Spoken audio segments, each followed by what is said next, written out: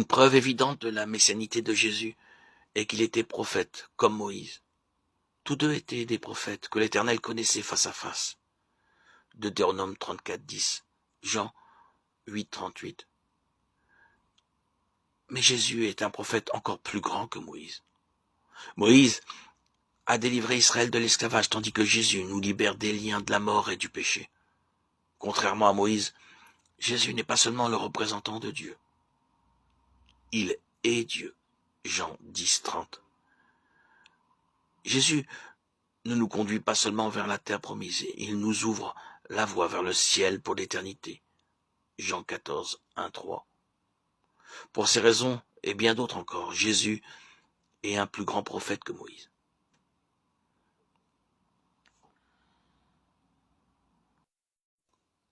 Aucune parole mauvaise ne doit sortir de votre bouche.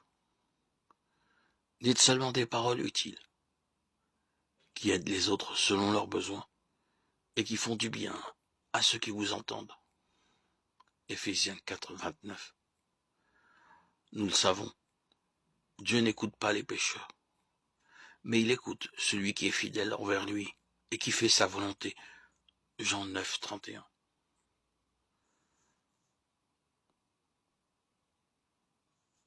Ce sont des gens que l'orgueil rend aveugles. Ce sont des ignorants, des malades qui discutent et se battent sur des mots. Cela provoque des jalousies, des disputes, des insultes, des soupçons méchants. Timothée 6, 4.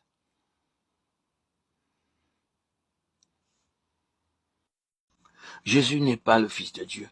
Dans le sens humain du terme, Dieu ne s'est pas marié, n'a pas eu de fils, n'a pas eu de rapport sexuel avec Marie. Jésus est le Fils de Dieu dans le sens qu'il est Dieu, manifesté sous forme humaine.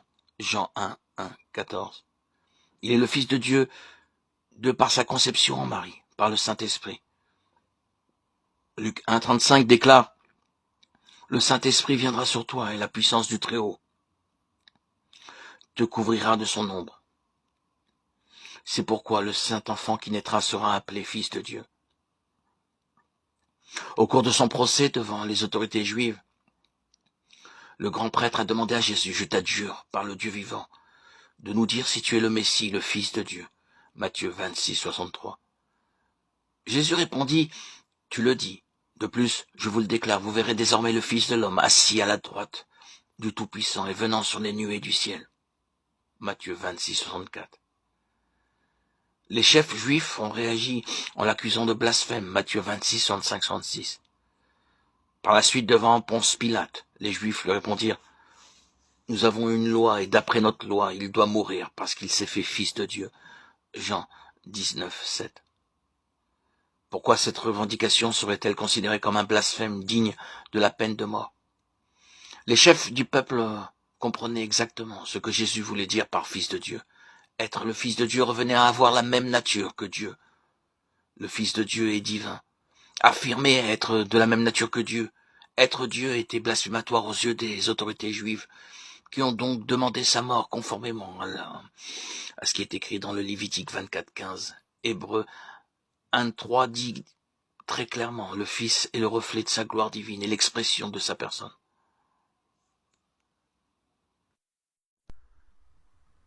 Trouve le calme dans ma présence, même si d'innombrables choses réclament ton attention. Rien n'est plus important que de passer du temps avec moi.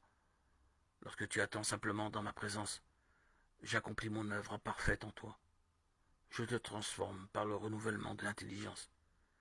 Si tu te prives de ce temps avec moi, tu plonges tête baissée dans les mauvaises priorités et tu passeras à côté des richesses que j'avais prévues pour toi aujourd'hui. Ne me recherche pas d'abord pour ce que j'ai à t'offrir. Souviens-toi que moi, celui qui te donne tout, je suis infiniment plus grand que tous les dons que je peux te communiquer.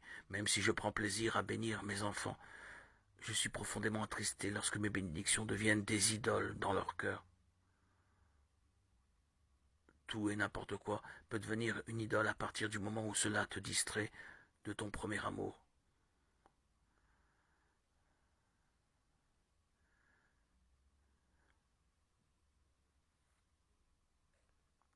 Lorsque c'est moi qui suis le désir suprême de ton cœur.